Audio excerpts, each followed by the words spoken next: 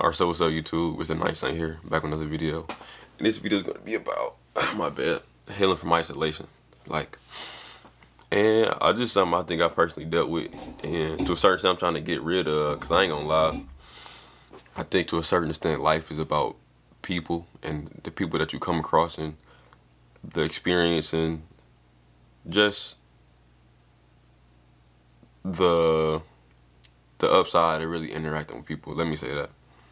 Like, me as an individual, I used to think I was an introvert. I ain't gonna lie, cause I kind of was, but cause only reason, cause even just how my family is structured and who my family are, we just always been like these people to ourselves. We was always just very isolated. We was always isolated from everybody else.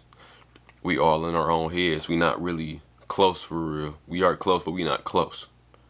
And so a lot of my life I always thought I was damn near fucking introverted, and to a certain extent I am. Like, I love being by myself. It's almost like it's a guilty pleasure. Like, I crave to be by myself sometimes. Like, I be trying to, especially if I'm focused like on the goal. Like, I just love my alone time. If like say when I'm focused on YouTube, when I want to post some shit on YouTube and I want to create a whole idea, like people invite me out and want to go places, I'm like, man, fuck that. I'm trying to go home. It don't matter if I'm about to do nothing. I'm about to go to sleep. I just want to go home. I want to go home and just go chill, just by myself, and that's really how I be. Like, and I still love it, and I crave it. And then it's Earl Sweatshirt song. What is it called? I can't remember. It just came out probably a minute ago, but it was one of his albums he just dropped. But at the end of the song, it was a monologue, and he was speaking about, you know, how is that isolation? Is it really like is it a hermitage, or is it a prison? And I had to think to myself that even though it's almost in a sense where I associated my isolation with a sense of comfort. I associated my isolation with a sense of like, it's like a safe haven for myself where I could be myself and not have to worry about nothing. And I think I had no problem with it initially, and then you start to really think about it for real, and you realize that this space has always been yours, but it's also been a place where you've been through a lot of things. It's almost like this space is like a person. It's like an individual that's been there with you. It's like a spirit that's with the person to a certain extent. And this spirit or just this place is not necessarily as good as it's always perceived to be. And it's almost like it's like a prison cell. Almost like how your mind is. Like, if you don't have everything under control in the sense of your own self, if your self-esteem isn't like built up and it's still low, like your mind and how you think and how you interact with people is like, it's always gonna be a reflection of how you feel about yourself, and it's almost like it's imprisoning you. And that's how I felt the isolation was becoming. Like, every now and then I have to break out this isolation, because if I don't, I just feel like I'm keeping myself locked down. I'm keeping myself locked down in this prison, and it's not allowing me to really flourish, and it's keeping me in a negative headspace.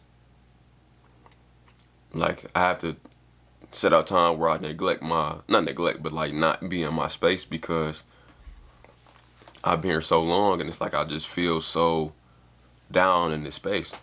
So I go out and go see the world. I go on adventures. I go just see people. I go see things, just so I don't feel like I go to work. And I think that if I didn't go to work, I'd be real depressed just at home. Like, I don't know how people just sit at home all day and not doing anything. Like, that shit is crazy to me. But that's the reason I'm glad I go to work and I interact with people. And of course, some people you may interact with, it's the same people, but you know, you meet different people just by going to work. And that's what people need to understand. Some people don't want to go anywhere, but you got to. But healing from isolation is like, I had to realize, like, damn, like, at any moment that you are restricting yourself to something, you are essentially like imprisoning yourself to it. Like, I was allowing myself to stay in this isolation just because I was, in a sense, I was still looking for control over how people treated me or how the world would interact with me. Like, to a certain extent, I'm still breaking this belief on myself, like, you know, I'll be rejected by the world.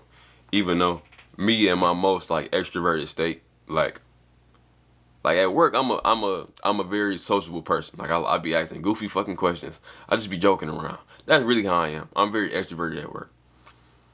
I'm trying to learn to be more extroverted and be more charming of a person. Just because I don't know. Sometimes I'll just be going around with one of them just a stoic ass face, and people be thinking I'm mad or something, but I don't. Like I think I'm one. If I'm being honest, I think I'm one of the only. Like I got, maybe it's my family. We just got like the brightest smiles ever. Like when people see me smile or laugh, it's like they can't help but smile or laugh. That's just who I am. That's who I am as a person.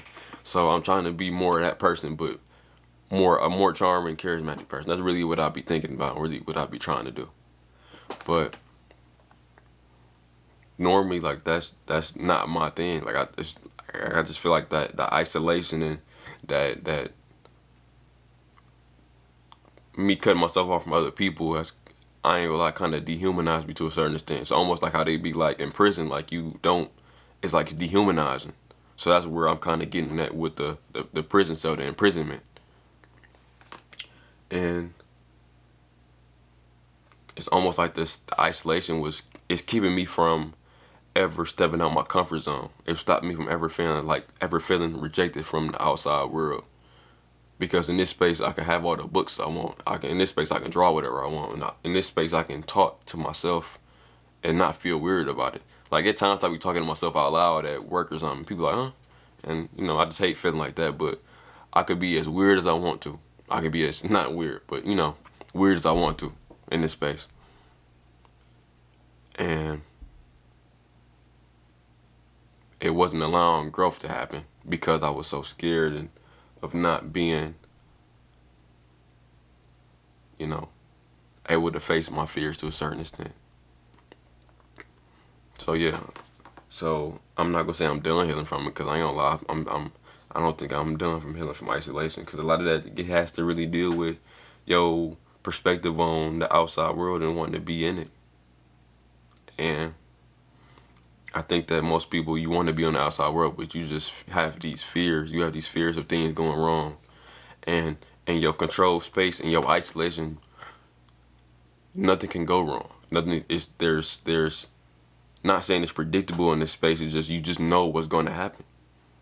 But when you deal with all these type of other spirits and people and perspectives and really just the negativity that thrives in reality, you be like, damn, like I can't, like I don't want to go through this. You don't want to experience it, and nobody blames you for not wanting to experience it. That's a natural response. I think humans just want to be comfortable, and that's valid. But you got to learn that sometimes you have to realize that sometimes some of these actions or something that you do are really hindering you and growing as an individual and as a person. And I think to a certain extent that's what it was. And that's why I'm glad that I came out of that isolation. I came out of that kind of solitude because it kept me from growing and just being able to converse with people, being able to interact with regular people on a day-to-day basis. Like, even though I'm a shy person, I think innately I'm still gonna be shy. I don't think that's ever gonna go away.